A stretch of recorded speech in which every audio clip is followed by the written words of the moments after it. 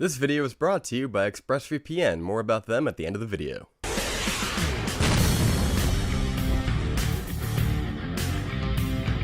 "25 years after the original series of murders in Woodsboro, a new killer emerges and Sidney Prescott must return to uncover the truth." Referencing films like The Babadook, It Follows, Hereditary, and Get Out, Scream 2022, aka Scream 5, aka Scream, is very much a film that is not stuck in its own past.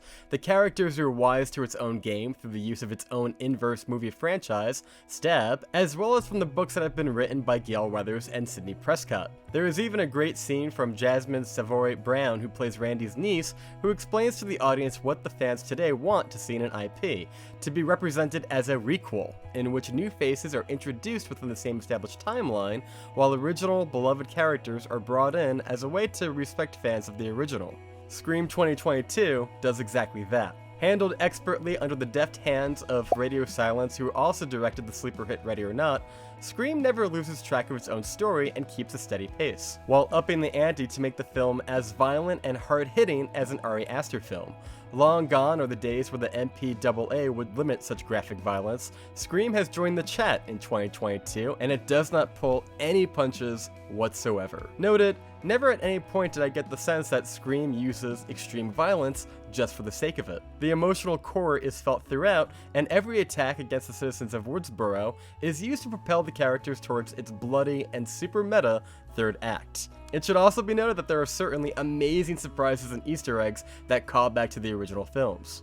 For example, while the advertisements would have you believe that there are only 3 legacy characters in this film, there are actually a bit more, and it's done in a really fun and creative way that I really enjoyed. As far as the acting goes, it's almost 100%. Starting with the legacy characters, Neve Campbell, Courtney Cox, and David Arquette are given much to do in the film, and each of them are given satisfying character arcs that beckon all the way back to the first film.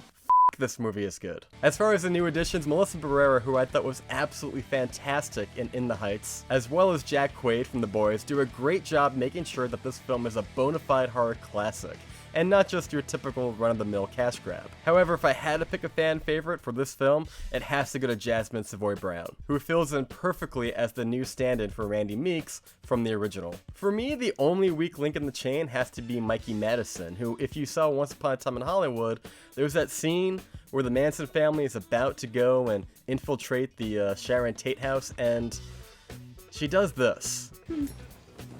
Dig this. Every show on TV that was an I Love Lucy was about murder. I mean, where the fuck are we, man? We are in fucking Hollywood, man. Yeah, man. Yeah, well, she does that again.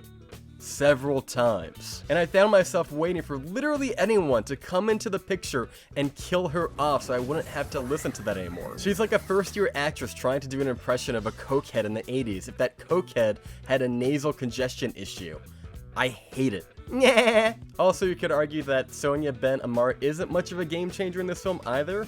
Granted, it's her first film, and with her, I really do feel like it's a symptom of the writing in which she is given to work with, and not so much her performance, but if I had to do a couple of, picky nits, those are the 2 that I felt like were the weakest links, especially Madison. But guys, other than those nitty picks, I thought this movie was absolutely fantastic and a great return to form for the franchise. I think it will be the film that will springboard it into several sequels, I hope, bringing back the people that do survive. Definitely a hidden gem that you should not sleep on. It's the best film of the year so far. Don't let the fact that it came out in January dissuade you. I know January tends to be a dumping ground for movies that come out, but much like The Gentleman, I think this film is the hidden gem in January.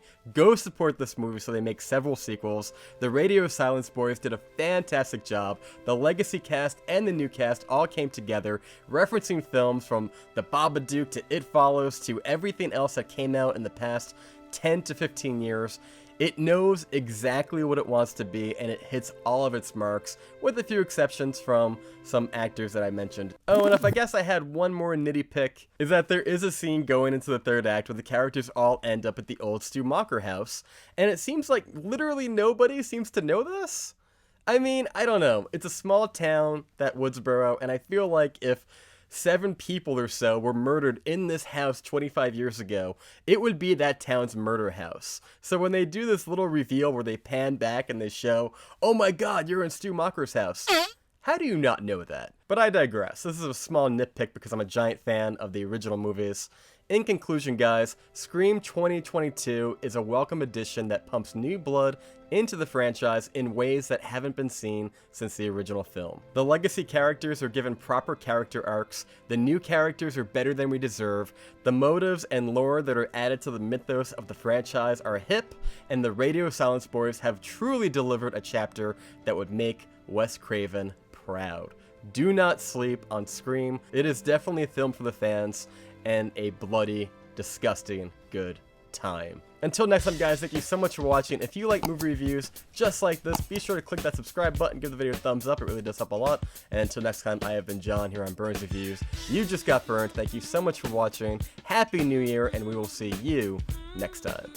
Whoa, wait, I almost forgot. I want to give a huge thank you and shout out to ExpressVPN, friend of the channel and protector of my online data, because they're giving away 3 months free on a 1-year pack to all my Burns Reviews viewers using the link in the description below. It's a product I use 100% of the time I'm on the internet, on my phone, or computer that allows me to bypass content restrictions when I travel and ensures my data is 100% private and safe whenever I connect to the internet.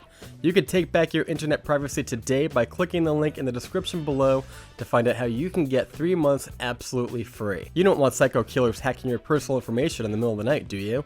Of course not. Well, with ExpressVPN, it's like a bulletproof vest for your internet. Go and check out ExpressVPN in the link below to find out how you can get started today. And until next time, guys, thank you so much for watching. I will see you next time.